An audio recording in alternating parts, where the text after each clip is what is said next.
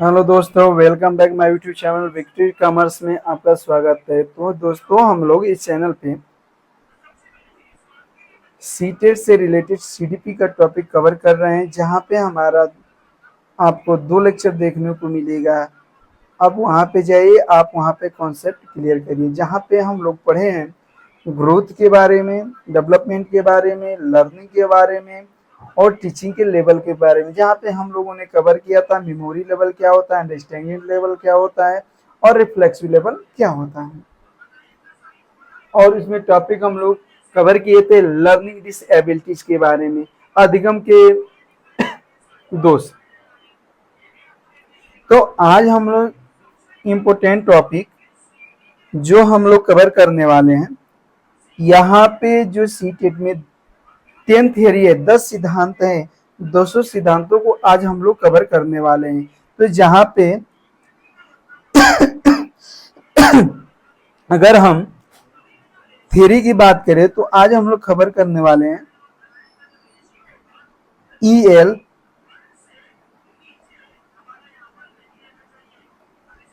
तो आज हम लोग कवर करेंगे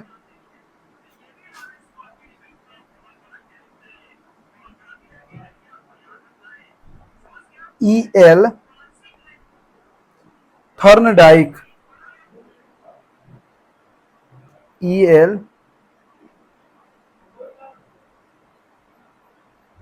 थॉर्नडाइक।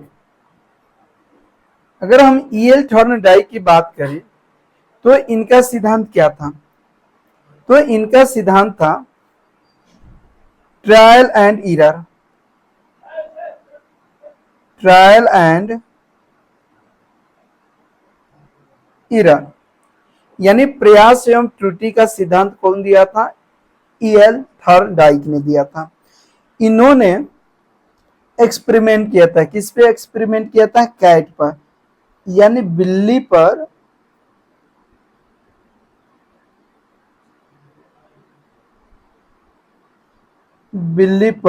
प्रयोग। अब इन्होंने बिल्ली पर क्या किया था? प्रयोग किया था। इनका मानना क्या था? ये मानते थे कि अगर कोई उत्तेजना, स्टिमुलस शब्द को अगर हम बढ़ा दें, इस उत्तेजना को बढ़ा दें, तो वो जो रिस्पॉन्स करेगा, तो अगर वो बार बार अगर वो अनुक्रिया ऐसे कार्य करता है, दोहराएगा, तो कुछ ना कुछ वो सीखेगा। इसलिए इन्होंने क्या दिया था? ट्रायल एंड एरर का सिद्धांत दिए थे इन्होंने। तो इनका कुछ सिद्धांत है, अधिगम के मुख्य नियम, कुछ इनके सिद्धांत हैं।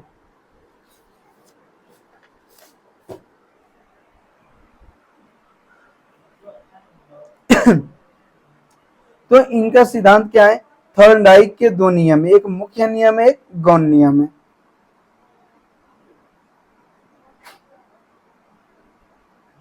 थॉर्नडाइक ने 2 नियम दिए हैं,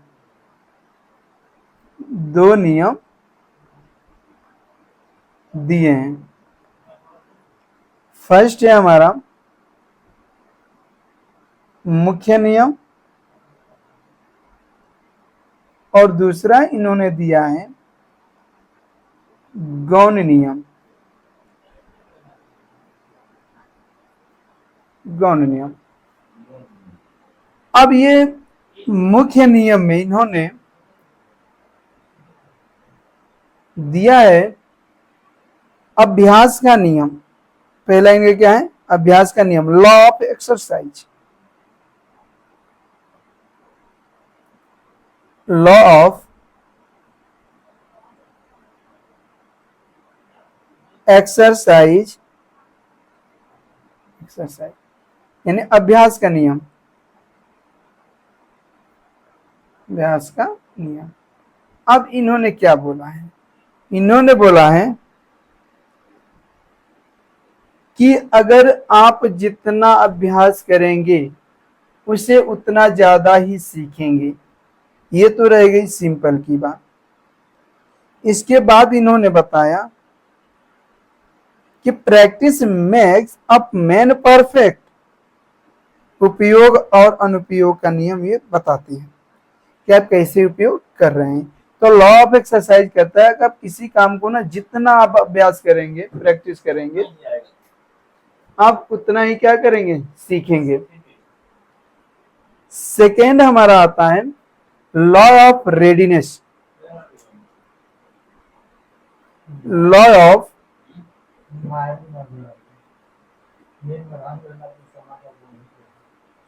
रेडीनेस, तत्परता का नियम।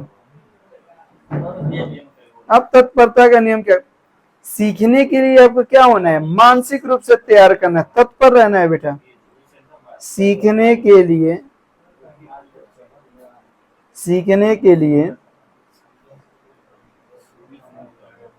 सीखने के लिए मानसिक रूप से तैयार होना,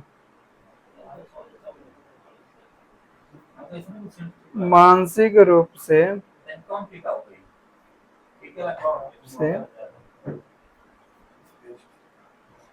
तैयार होना।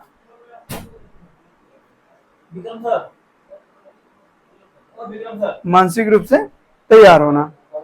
अब इसके बाद इन्होंने थर्ड इन्होंने बताया कि प्रभाव का नियम,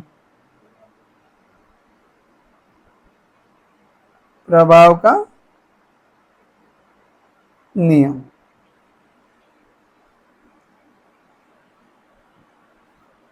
अब ये जो नियम है ना, प्रभाव का नियम, यह हमें बताता है कि सबसे महत्वपूर्ण नियम कि जिस कार्य का परिणाम सुखद होगा उसे दोहराया जाएगा, यानी जो अच्छा रहेगा उसे आप करोगे और इसे आप तीव्र ही सीख सकते हो, तो उसे हम क्या बोलेंगे, प्रभाव का नियम बोलेंगे, law of effect. Law of effect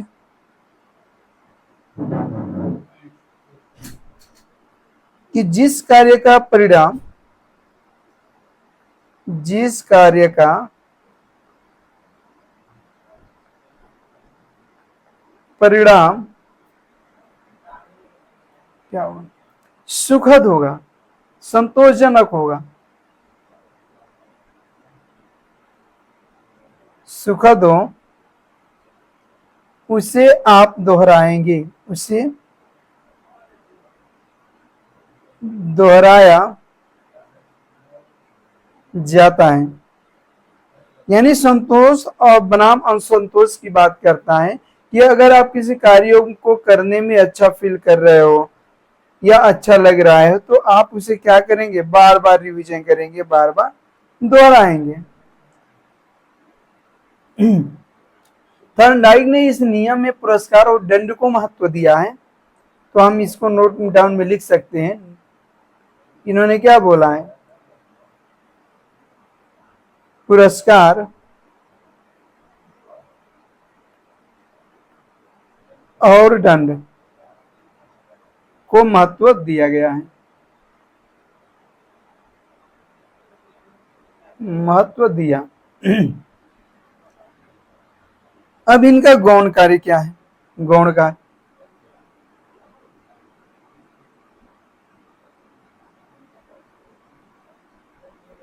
गौण कार्य इन्होंने बहु प्रतिक्रिया का नियम दिया था, लॉ ऑफ मल्टीपल रिस्पॉन्स। बहु प्रतिक्रिया,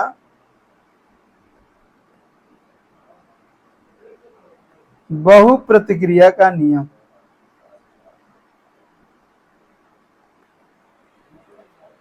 अब इस नियम में उन्होंने बताया कि हम नया कार्य सीखते हैं और सीखने में अनेक प्रतिक्रियाएं या प्रयास करते हैं, उसके बाद उस कार्य को करने की सही विधि हमको मालूम होती है। यानी आप क्या करते हैं, नया कार्य सीखते हैं,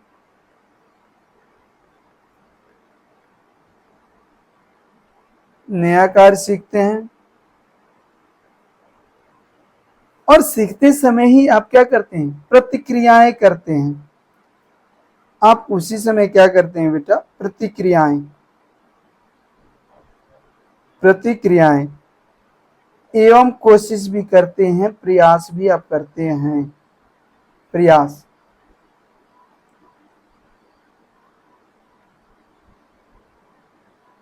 करते हैं। तो क्या होता है कि उसके बाद उस कार्य करने की आपको क्या होती है, सही विधि मालूम होती है। उसके बाद उस कार्य को करने की सही विधि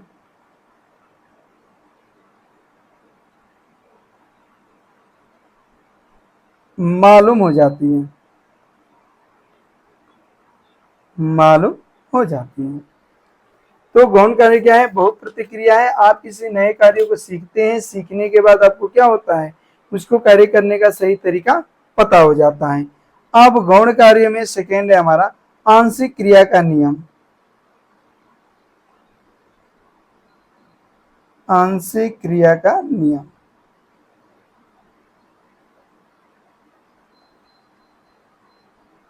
अब आंशिक क्रिया में क्या होता है, आप किसी काम को छोटे छोटे भागों में विभाजित कर देते हैं और यह अधिक शीघ्र और सरल हो जाता है और उस कार्य को क्या करते हैं, पूरा कर देते हैं। पहले तो आप क्या करते हैं, कार्यों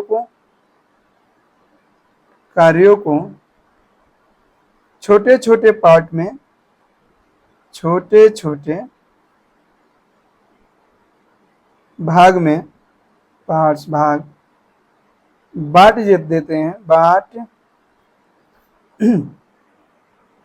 देते हैं और यह कार्य अति शीघ्र हो जाता है, यह कार्य अति शीघ्र और सरल हो जाता है। तो यह कार्य अधिक शीघ्र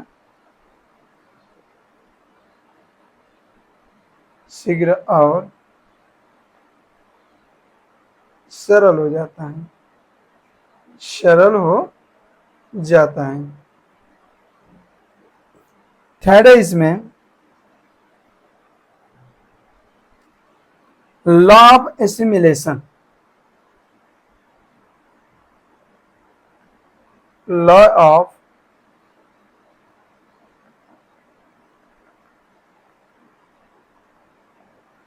एसिमिलेशन, आत्मीकरण का नियम। आत्मीकरण का नियम क्या है, नए ज्ञान में पुराने ज्ञान को जोड़ना, नए ज्ञान में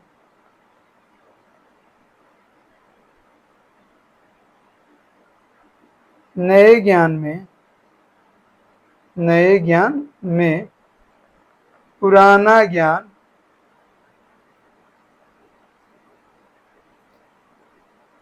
जोड़ना।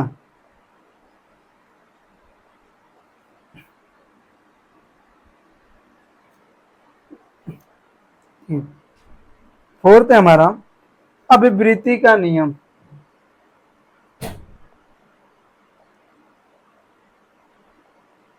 अभिवृत्ति का नियम, लॉ ऑफ डिस्पोजिशन।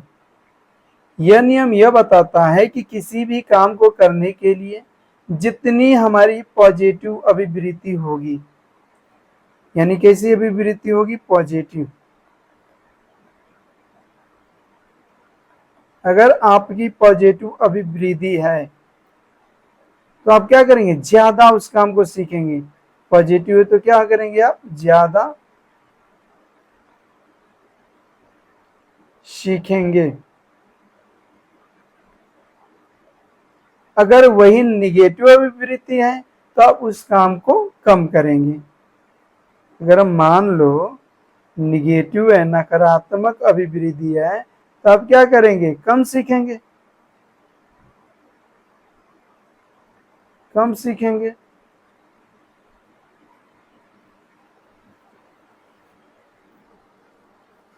तो थॉर्नडाइक ने यह बताया है कि किस तरह से आप, आज हम लोग पढ़ेंगे अल्बर्ट बंड्रा सामाजिक अधिनियम सिद्धांत।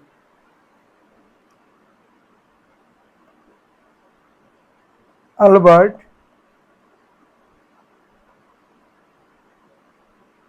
बंड्रा सामाजिक, अल्बर्ट बंड्रा सामाजिक अधिगम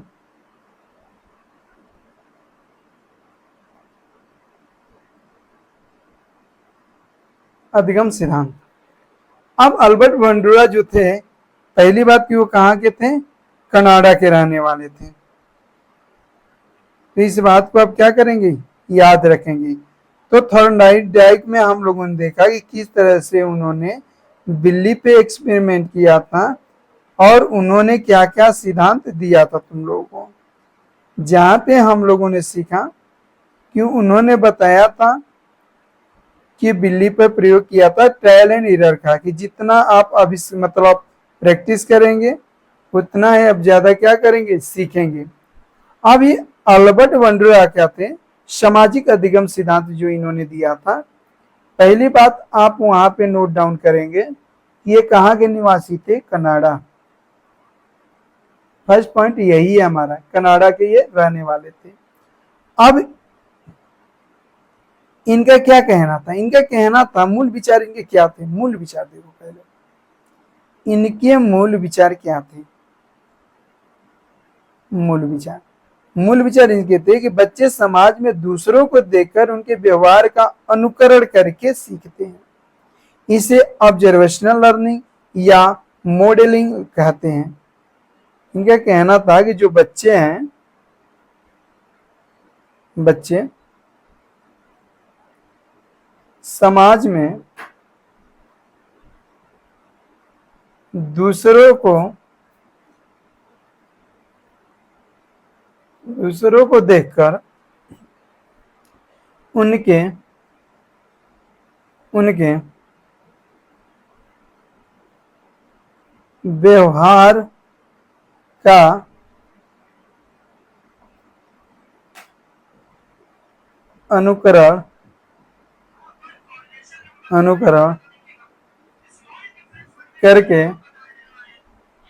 व्यवहार का अनुकरण करके सीखते हैं। पहले इनके मूल विचार क्या थे कि बच्चे समाज में रहेंगे, दूसरों को देखेंगे तो उनके व्यवहार का अनुकरण करेंगे, नकल करेंगे और उनसे सीखेंगे। अब सीखते हैं तो अब इससे ही इन्होंने बोल दिया ऑब्जर्वेशनल लर्निंग। हम क्या कर रहे हैं, देख कर सीख रहे हैं, ऑब्जर्वेशनल लर्निंग, या आप बोल सकते हैं मॉडलिंग लर्निंग। मॉडलिंग कहते हैं।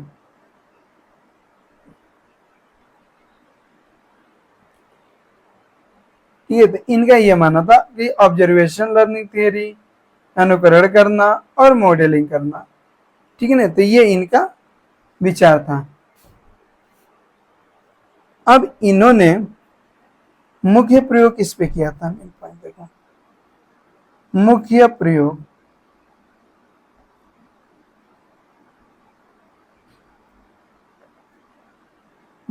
क्या था, बोबो डॉल को इन्होंने देखा था भाई, बोबो डॉल इन्होंने प्रयोग किया था। इन्होंने आक्रामकता का बच्चों पर प्रभाव देखा था। अधिगम के 4 चरण इन्होंने दिए थे। कितने चरण है, 4 चरण। ARMM, अटेंशन,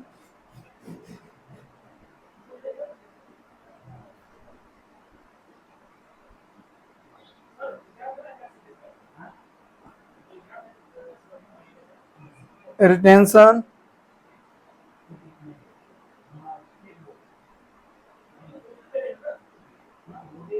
रिप्रोडक्शन,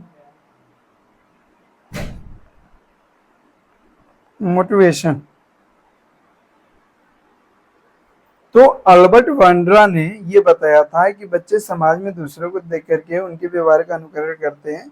उन्होंने 4 चरण दिया था, ARMM, attention, retention, reproduction and motivation. ये इंपॉर्टेंट है। और इन्होंने फिल्म कौन सी दिखाई थी, बेबू डॉल। अब थर्ड सिद्धांत हम लोग पढ़ेंगे, पावलोव सिद्धांत। पावलोव सिद्धांत क्या था कि उन्होंने एक डॉग पे एक्सपेरिमेंट किया था और उन्होंने बताया था कि किस तरह से एक डॉग को अगर उत्तेजना दी जाए तो वो भी अपना कोशिश करके अपने लक्ष्य तक पहुंच सकता है। या ये बोले कि इनका कहना क्या था।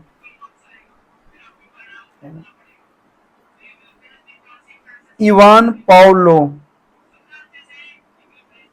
इवान पावलोव इवान पावलोव क्या थे? पहले तो यह कहाँ के साइंटिस्ट थे? यह रूसी वैज्ञानिक थे। क्या थे? रूसी वैज्ञानिक थे। रूसी वैज्ञानिक थे। अब इन्होंने क्या बोला था? इनका मुख्य विचार क्या था? स्वाभाविक उद्दीपक के साथ कृत्रिम उद्दीपक को जोड़कर अस्वाभाविक प्रतिक्रिया प्राप्त करना। यानी इनका क्या था? Stimulus response response association association इनका प्रयोग किस पे था? डॉग पे था। यूज किस पे? डॉग का। डॉग पर इन्होंने प्रयोग किया था।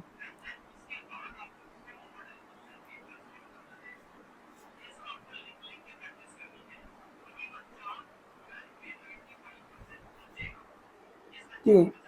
इन्होंने क्या बताया? इन्होंने बताया कि ये पावलोव जो थे, पावलोव ने अपना प्रयोग एक डॉग पे किया था। इन्होंने एक पिंजरे में एक भूखा रखा, कुत्ता रखा, उसने उसे खाना दिया। खाना देखते ही कुत्ते के मुंह में लाट पड़नी शुरू हो गई। जब वह कुत्ते को खाना देता था तो खाना देने से पहले वह घंटी बजा देता था। याद रखना। कुछ दिन बाद कुत्ते को लगने लगा कि जब घंटी बजेगी तभी खाना मिलेगा। जब जैसे ही घंटी बजती तो कुत्ते के मुंह में लार टपकनी शुरू हो जाती। तो अब उत्तेजना बढ़ाने का काम कौन कर रहा है? घंटी कर रही है। इस तरह से कुत्ता घंटी के साथ संबंध स्थापित कर लेता है। अब ये नहीं कि खाना को देख करके जैसे ही घंटी बजी उसकी उत्तेजना बढ़ने लगी। पहले तो खाने को देख कर आने लगा, लेकिन जब उसे आदत हो गई, उसको पता चला कि जब घंटी बज रही तभी खाना मिल रहा है, तब उत्तेजना काम कौन करने लगा? घंटी करने लगा। तो एक बार इन्होंने कुत्ते पर प्रयोग किया था अनकंडीशन स्टिमुलस।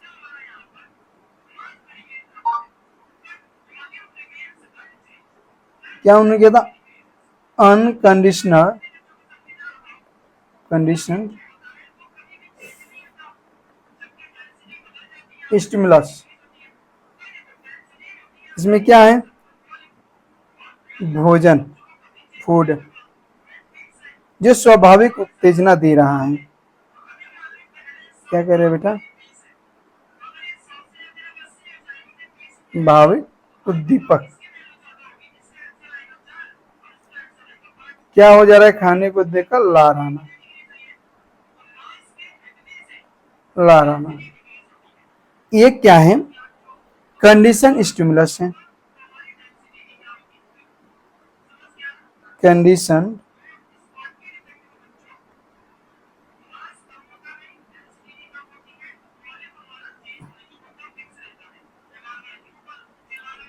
स्टिमुलस। अब ये क्या दे रही? ये कैसी है? जब घंटी बज रही तब आ रहा है, तो घंटी की आवाज, घंटी की आवाज। अब घंटी की आवाज कैसी है? कृत्रिम है भाई, कृत्रिम उद्दीपक स्टिमुलेशन के साथ भोजन देना, जिससे अंत में केवल घंटी बजाने पर भी लार आ जाता है। तो ये क्या होता था? देखो, पहले तो भोजन को देखा, स्वाभाविक उद्दीपक भाई खाना को देखकर लार आना। अनकंडीशनल स्टिमुलस, देखिए कंडीशन में क्या होगा? घंटी की आवाज सुना जो कृत्रिम उत्तेजना मिलेगा, नहीं खाना मिलेगा, और अंत में केवल घंटी बजने पर भी उसको लार आने लगता है।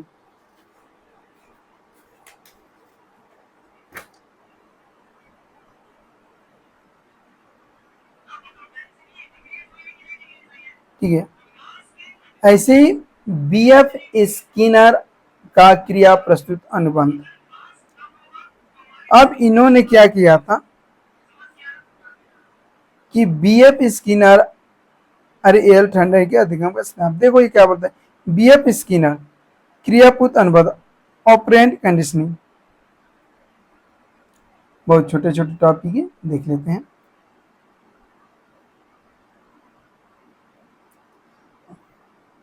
चलिए नेक्स्ट टॉपिक था हमारा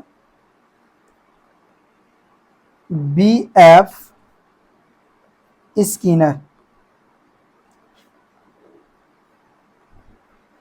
ठीक है, इन्होंने पहले तो प्रयोग किस पे किया था, पहले ये देख लेते हैं, ये कहाँ के साइंटिस्ट थे। इनका सिद्धांत जो प्रतिपादन हुआ था ना, अमेरिका के हार्वर्ड विश्वविद्यालय के प्रोफेसर थे और उनके द्वारा किया गया था। ये बीएफ स्किनर ने सबसे अधिक रिस्पांस पर जोर दिया, इसलिए इसे क्रिया प्रस्तुत अनुबंध भी कहते हैं। इन्होंने प्रयोग जो किया था, ये देखो प्रयोग किस पे किया था, पहले तो चूहे पे किए, पहले किस पे किए, चूहे पर, और फिर बाद में किस पे किए थे, कबूतर पे, कबूतर पे किए थे। इनका कहना क्या था, ये बताते थे कि बच्चा क्या होता है, एक्टिव रहकर सीखता है। बच्चा एक्टिव रहकर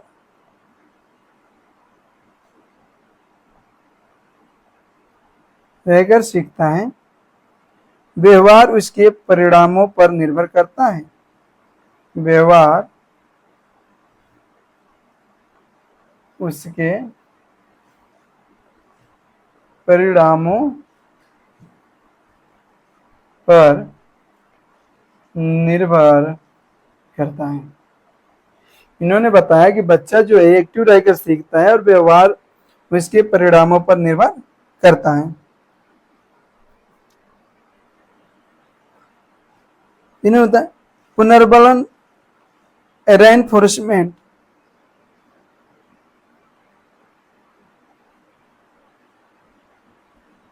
अब इन्होंने क्या बोला, पहले तो कबूतर को लिए, फिर पहले राइट को लिए, फिर कबूतर को लिए, तो उन्होंने चूहे को क्या किया था, एक बॉक्स में बंद कर दिया, उसमें एक लीवर लगा था, उसमें छिद्र थे। जब उसको भूख लगी तो इधर उधर राइट घूमता था, तो लीवर पे पैर पड़ने लगा और दान अनाज आने लगा। लेकिन इन्होंने सिद्धांत दिया था रेनफोर्समेंट, पुनर्बलन। अब तुरंत रेनफोर्समेंट,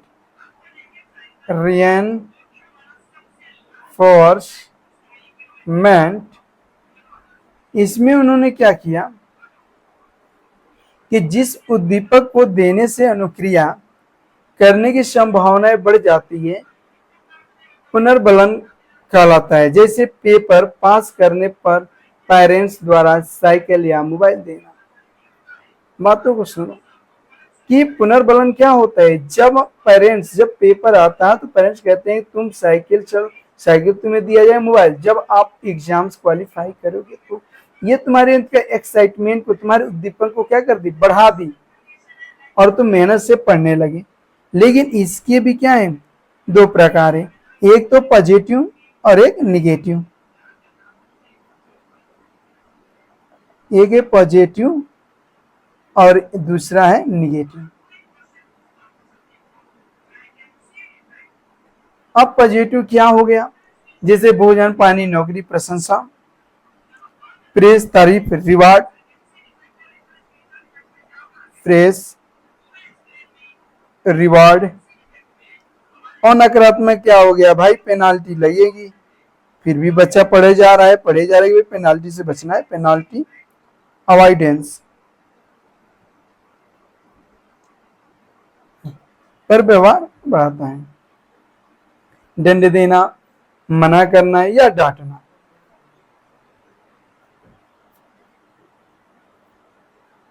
थर्ड पॉइंट ऑफ सजा, पनिशमेंट। पनिशमेंट क्या करता है भाई, यह तुम्हारे व्यवहार को घटाता है, व्यवहार को घटाती है। लेकिन ये जो दोनों हैं ये क्या करते हैं, व्यवहार को बढ़ाती है, व्यवहार को बढ़ाती है। तो व्यवहार को बढ़ाने का काम कौन करता है, पॉजिटिव निगेटिव चीज व्यवहार को बढ़ाती है, लेकिन घटाने का काम कौन करता है, पनिशमेंट यानी सजा करता है। ठीक है, जहां पे इसके भी दो प्रकार है, सतत पुनर्बल अनुसूची, इसमें जब क्रियाएं जो हैं पुनर्बल दिया जाता है, जब प्रत्येक सवाल हल करने में बच्चे की तारीफ करना, और आंशिक क्या हो गया, इसमें हर क्रिया के लिए पुनर्बल नहीं दिया जाता है, बल्कि कुछ ही क्रियाओं के लिए जाता है, जैसे सभी सवालों की जगह सिर्फ कुछ ही सवालों की तारीफ मिलना। ठीक है, तो ये हमारा था।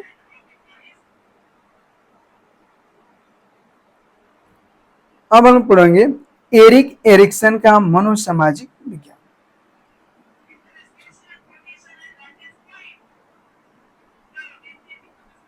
क्या है भाई, आज हम लोग पढ़ेंगे मनोसामाजिक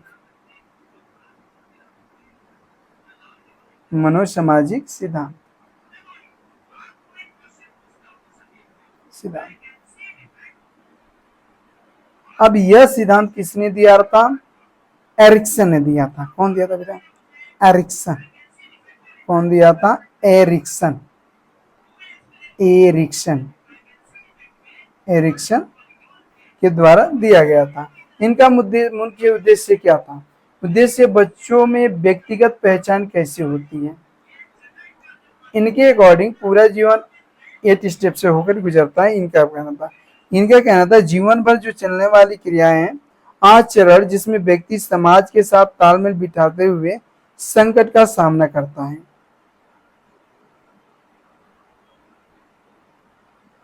ठीक, देखते हैं बेटा इन्होंने क्या बोला था, पूरी जीवन किससे गुजरती है बेटा, 8 स्टेज से, 8 चरण जीवन भर चलने वाले, जीवन भर 8 चरण क्या करते हैं, जीवन भर चलते हैं। कितने चरण है, 8, 8।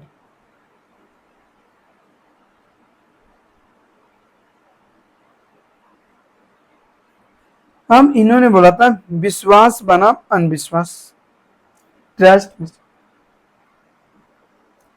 जो फर्स्ट स्टेप है, फर्स्ट जो है क्या है, विश्वास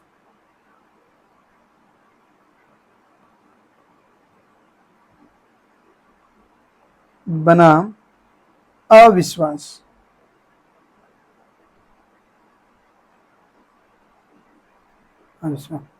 ट्रस्ट विज मिसट्रस्ट। अब ये कितना होता है बेटा, 0 से लेकर के 1.2 या 2 वर्ष तक। जिन बच्चों, अब इसमें क्या, जिन बच्चों को माता पिता से प्यार आदि मिलता है उनमें विश्वास भाव क्या होता है, विकसित होता है। दूसरी तरफ क्या होता है, जिन बच्चों को माता पिता का प्यार नहीं मिलता है वह रोना बिलखना शुरू कर देते हैं। इस क्रिया से बच्चों में क्या होता है, अविश्वास उत्पन्न होता है। तो विश्वास का भी देखो भाई, जिसको बच्चों को तो माता पिता का प्यार मिलता है, विश्वास उत्पन्न हो गया, मम्मी पापा बहुत प्यार करना, मुझे ये चीज मिल जाएगी। अविश्वास क्या होता है, जैसे बच्चों का बिलखना रोना क्या होता है, ठीक, अविश्वास उत्पन्न करता है। दूसरा क्या है, स्वायत्त बनाम शर्म या लज्जा। स्वायत्त बनाम शर्म या लज्जा शर्म। अब इसमें क्या है, ये जो है कैसे चल, 1.5 से लेकर 2 या 3 वर्ष तक चलती रहती है। स्वायत्त का अर्थ क्या है, स्वयं से, अर्थात जब बच्चे खुद से खाना कपड़ा पहनना ज्यादा पसंद करने लगते हैं। अब इसमें क्या है बेटा, स्वायत्त। अब स्वायत्त का अर्थ है स्वयं, जब स्वयं बच्चे क्या करने लगते हैं, कपड़ा वपड़ा सब पहनने लगते हैं, अब वो दूसरे पे निर्भर नहीं रहना चाहते, तो वो स्वायत्त कहलाया। लेकिन दूसरी तरफ सख्त माता पिता जब काम करने पर डांटते हैं, तो ये बच्चे अपने अंदर ही अंदर शक का अनुभव करते हैं जब उसे डांटा जाता है। तो इस टॉपिक में कुछ है नहीं, फिर भी आप लोग देख सकते हैं। ठीक है, पहल बनाम दोष देख लो यार। तीसरा क्या है तुम्हारा, पहल बनाम दोष। Initiative, initiative versus guilt. ये कब होता है, 3 से लेकर 6 वर्ष तक। अब इसमें क्या होता है कि जब बच्चे में समझने की क्षमता थोड़ी विकास हो जाती है, जब उसकी क्यूरियोसिटी बढ़ जाती है, वो बहुत ज्यादा उत्सुक होता है, उत्सुक होने की वजह से भी वे पहल करता है। दूसरे, जब माँ बाप उसकी उत्सुकता को दबा देते हैं, यानी उत्सुकता को बढ़ावा देना, दबा देना, जब डांटने लगे तो वो दोष गिल्टी फील करने लगता है। ये पॉजिटिव चीज है और ये निगेटिव चीज है। फोर्थ आ जाए भाई, परिश्रम बनाम हीनता।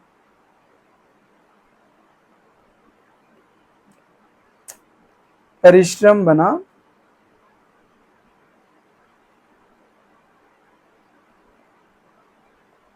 हीनता, यानी इंडस्ट्री या लेबरियस वर्सेस इंफीरियरिटी। ये कब होता है बेटा, 6 इसमें क्या होता है, जब बच्चा माँ बाप का हर काम करने की कोशिश करता है, तब इसे परिश्रम करते हैं। दूसरी तरफ बचपन में बच्चे को कोई काम नहीं दिया जाए और घूमे फिरे मस्त रहे, जैसे क्या होता है, हीनता बोलते हैं। पहचान बनाम भ्रांति, आइडेंटिटी एंड कंफ्यूजन। 5वां स्टेप क्या है, पहचान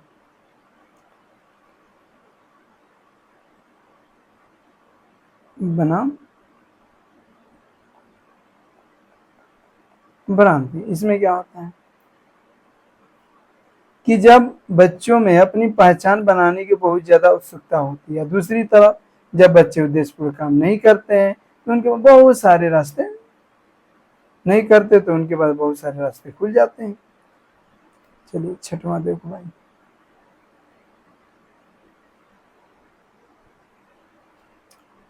आत्मीयता बनाम अलगाव। आत्मीयता बनाम अलगाव।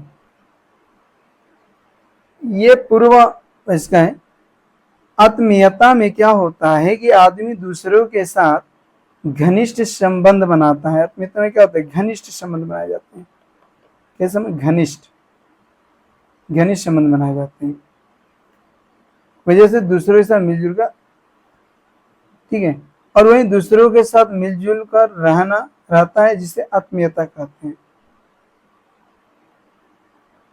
ठीक है, तो दूसरी तरफ जब आदमी दूसरों के साथ घनिष्ठ संबंध नहीं बना पाता, इसमें क्या अलगाव, इसमें घनिष्ठ संबंध बना लेता, इसमें घनिष्ठ संबंध नहीं बना पाता, नहीं बन पाया, और जिससे क्या होता है, अलग रहता है। 7वां क्या है बेटा, जन्मात्मकता बनाम स्थिरता। ये कब होती है, 35 से लेकर 65 का। मध्य वयस्कता। जननात्मकता में हम दूसरे लोगों के बारे में ज्यादा सोचते हैं। इसमें क्या होता है, जब तुम दूसरों के बारे में ज्यादा सोचते हो, दूसरे के बारे में ज्यादा सोचना, और ये क्या है कि वह, जैसे वह अब अपने भविष्य के बजाय अपने बीते दिनों को याद करता है, उसकी कितनी सफलताएं हुई, कितनी असफलताएं हुई, उसकी सफलताएं ज़्यादा मिलती है तो उसे संपूर्णता होते है। अगर किसी ने ज़्यादा सफलताएं हासिल नहीं की तो उसे निराशा होता है, तो ये स्थिरता हो गया। नेक्स्ट थियरी है जीन पियाजे, मोस्ट इंपोर्टेंट। जीन पियाजे, इसकी जो थियरी है ना, आप लोग मेरे चैनल पे देख सकते हैं, बहुत अच्छे से कवर किया गया। जीन पियाजे क्या थे? जीन पियाजे स्विट्जरलैंड के मनोवैज्ञानिक है। कहाँ के थे? Switzerland, Switzerland. अब पियाजे क्या मानना था कि जैसे जैसे बच्चों में जैविक परिपक्वता, बायोलॉजिकल मैच्योरिटी आती है, वैसे वैसे वो वस्तु के बारे में अपना दिमाग में कॉन्सेप्ट बना लेते हैं, ऐसा इनका मानना था। अब पियाजे के अकॉर्डिंग जो बच्चे हैं सक्रिय होते हैं, ज्ञान निर्माता था नन्हे वैज्ञानिक। अब देखो ये शब्द को ध्यान सुनो, पियाजे को बच्चे क्या थे? सक्रिय। इनका मानना था कि बच्चे क्या है बेटा? सक्रिय, ज्ञान निर्माता तथा नन्हे वैज्ञानिक है। अब नन्हे वैज्ञानिक कौन बोलता है? तो एक क्वेश्चन आएगा तो आप लोग कर लोगे। नन्हे वैज्ञानिक जो संसार के बारे में, जो संसार के बारे में रचना करते हैं, ऐसा इनका मानना था। पियाजे के अकॉर्डिंग बच्चों की थिंकिंग एडल्ट के प्रकार टाइप्स अलग अलग होती है, ना कि क्वांटिटी में। याद रखो ये भी। पियाजे के अनुसार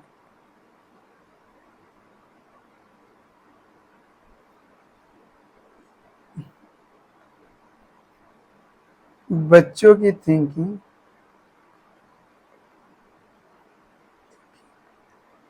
एडल्ट से प्रकार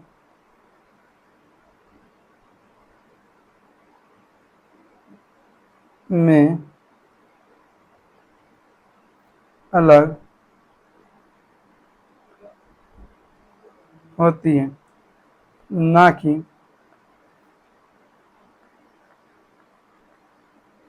क्वांटिटी में। अब इन्होंने क्या क्या बताया है ये देख लो कि जीन पियाजे ने क्या क्या हम लोग को बता दी। पहले इतनी बातें आप लोग क्या करेंगे? जीन पियाजे के बारे में याद रखेंगे कि इन्होंने, नन्हे वैज्ञानिक इन्होंने बोला था, ये स्विट्जरलैंड के रहने वाले थे। अब यहाँ पे आता है अनुकूलन, एडॉप्टेशन।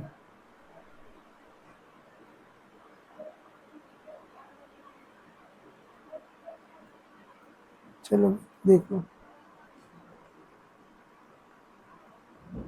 अनुकूलन,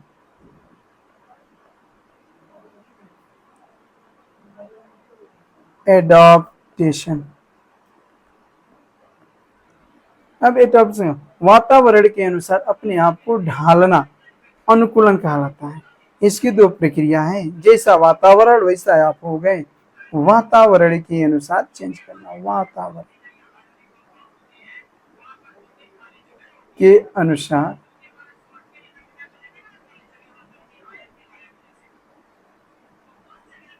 चेंज करना। अब इन्होंने इसमें दो प्रक्रिया दी थी, एसिमिलेशन एंड एकोमोडेशन। आत्मसात करो,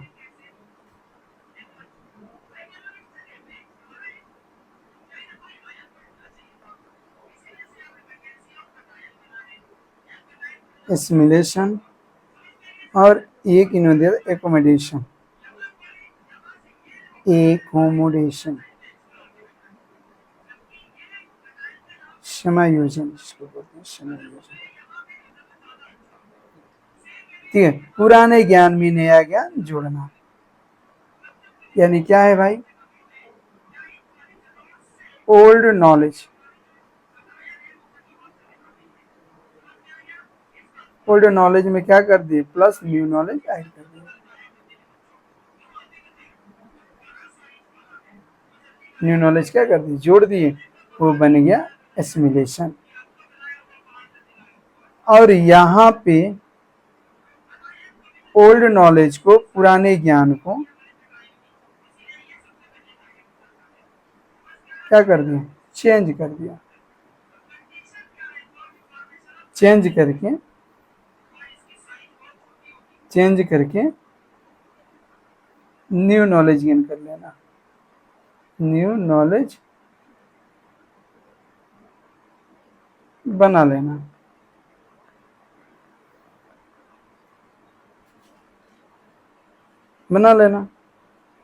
अब एक होता है एक्लुबेरेशन।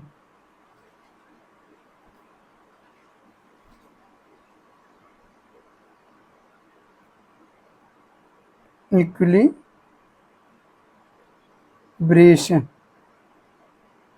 संतुलन।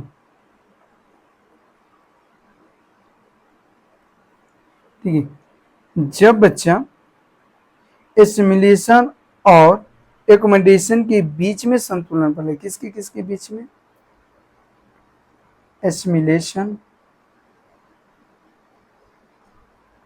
एकोमोडेशन।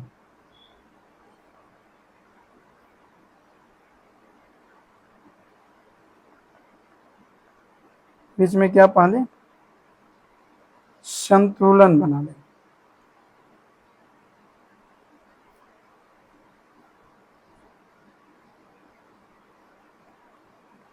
तालमेल बना ले।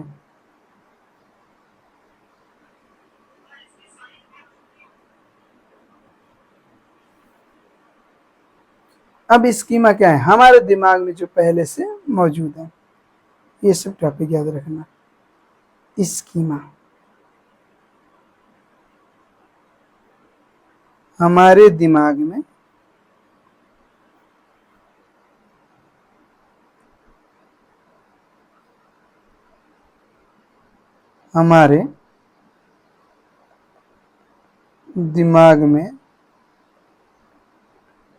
पहले से जो मौजूद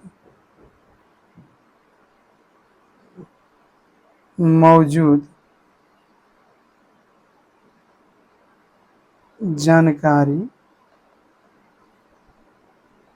यह ज्ञान का संगठन है। यानी बोल सकते हैं बिल्डिंग ब्लॉक्स ऑफ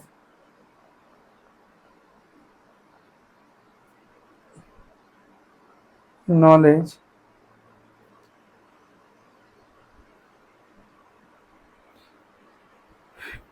ठीक है, पहले से जो जानकारी क्या है, प्राप्त है।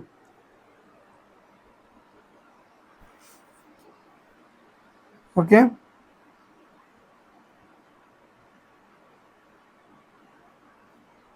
अब इन्होंने क्या बताया था, जिन पियाजे ने 4 अवस्थाएं दी हैं।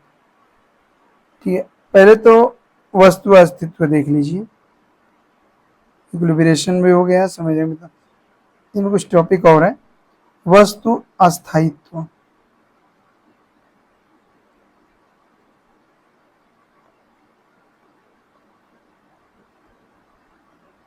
वस्तु अस्तित्व का मतलब वस्तुएं आंखों से ओझल होने पर भी अस्तित्व में रहती हैं। इसमें क्या होता है, इसका मतलब क्या हो गया,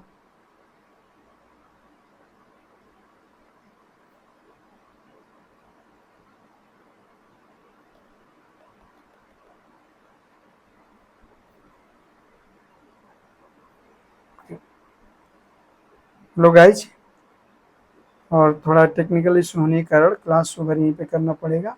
फिर से जीन पियाजे की थ्योरी हम यहाँ से कंटिन्यू कल वीडियो में देखेंगे।